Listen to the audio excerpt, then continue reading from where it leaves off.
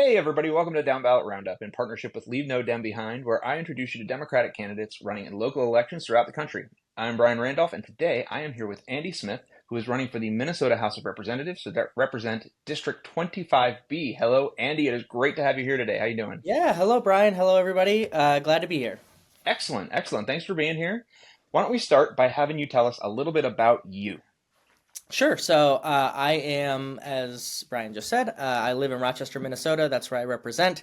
Rochester is like an hour and a half south of the Twin Cities, Minneapolis, St. Paul. We're mostly known for Mayo Clinic. If you've heard of that number one hospital in the world, that's where we are. It's within my district. I moved to Rochester to start a business. Actually, I started a small movie theater. We called it a micro cinema. And then a couple years later, my wife and I, the location next to our existing business was open, and so we run a used bookstore out of there. So small business owner when I'm not representing people in St. Paul.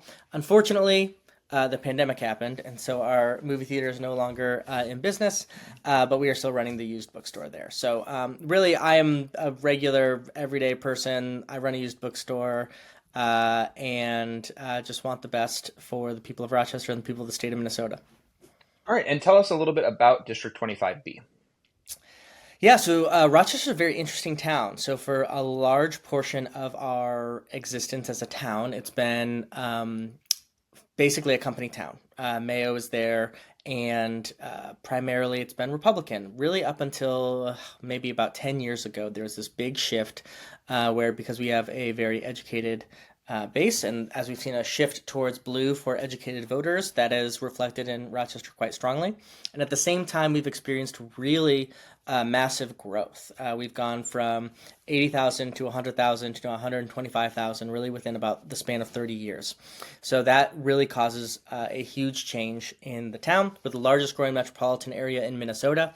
And that's great growth, but there's a lot of growing pains there as well.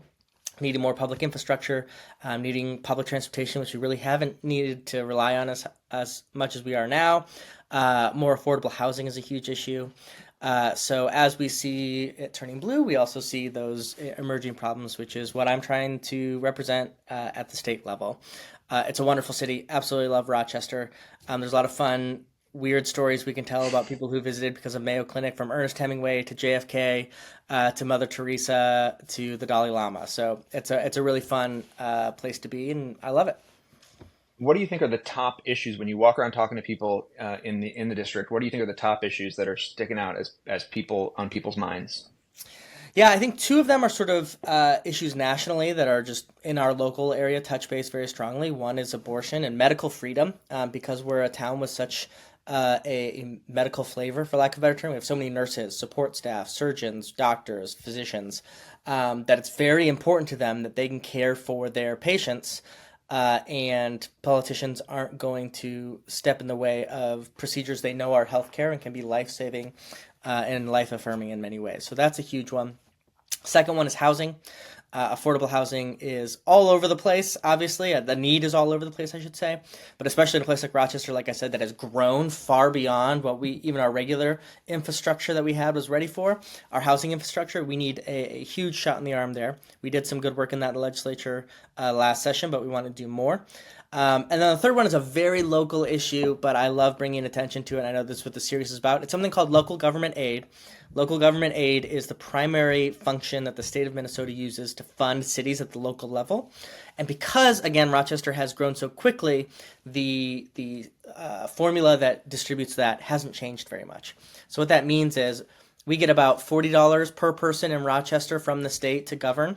And compare that to another city that's more historic, like Duluth in Minnesota, gets $405 per person to help run their city administration. So what that means is our property taxes are rising very, very quickly, which is obviously very, very upsetting, not just to people who own single-family homes, but also to renters, because people who own those properties pass those added costs to their tenants. So that's another very specific thing in this down ballot race that we're talking about a lot, but that is very, very important.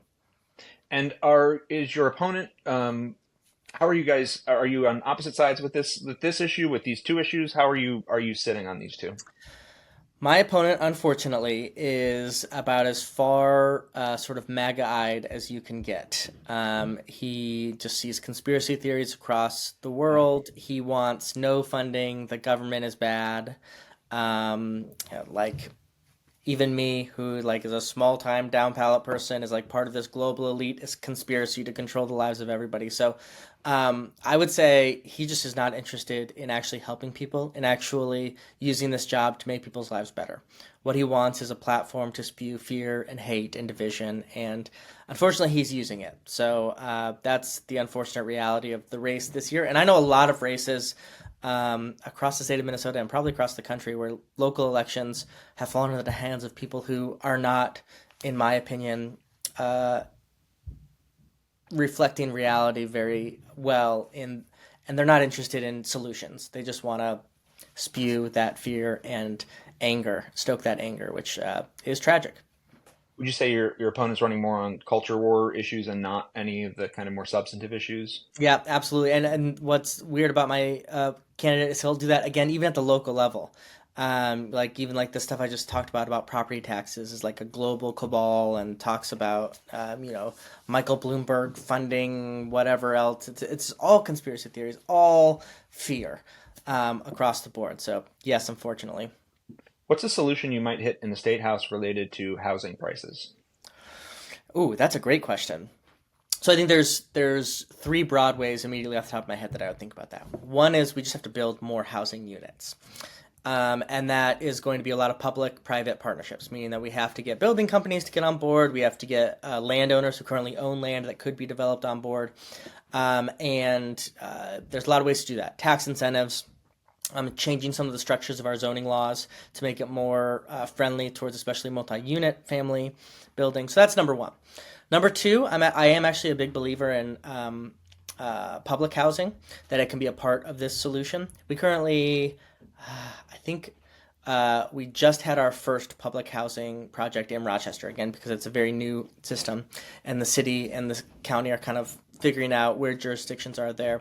But I think we need to have a public housing authority in Rochester, which we don't have. We're the only major city that doesn't have some sort of public housing, which incorporates actual public housing, but also things like rental assistance, which is very, very important. So that's really important. Third thing we need to do, specifically to housing, is make wages go up and reflect accurately the wealth that is being generated by our great state. We are a wonderful state. We're a wonderful country that is making more money than any country in the history of the world. The unfortunate fact is that that money and that wealth is going upwards. It's being concentrated in a very small amount of people rather than being spread out more. So this can help in a lot of different issues that we hear about, but I think especially in housing, obviously, if people are able to have a higher paycheck, have more money in their bank accounts, which I think they deserve, I would say share in the prosperity of their labor, what it's producing, then they'll be able to maybe purchase a home or, share a home with their multi-generational family, whatever it might be. Excellent. All right. So we're now to my final question. It's my favorite question. I call it my softball question. I want you to tell me something about District 25 or 25B that makes it special to you. That's a great question. For me, District 25 is the place that allowed me to live my dream. I was a school teacher and actually a pastor before I started thinking about starting a business. And for a lot of reasons we won't get into, the pastor thing is linked to a religious change in my thought. I grew up in a conservative evangelical home, and actually because of Trump, I started coming out of that. So that was, this is my cat. Sorry. Her name is actually Minnesota. Um, so, coming off of that, I knew that I needed to do something, and I wanted to do this dream. And Rochester provided a place where there was people who were interested in this, and there wasn't a movie theater like the kind that I wanted to do, and really wasn't even like a used bookstore like we have now.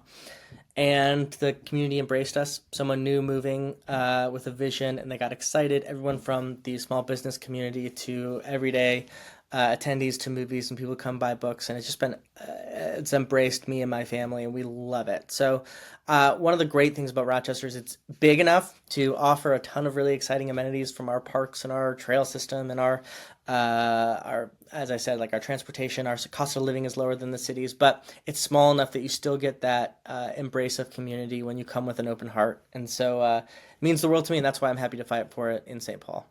Fantastic. Andy Smith is running for the Minnesota House of Representatives to represent District 25B. Thank you so much for being here.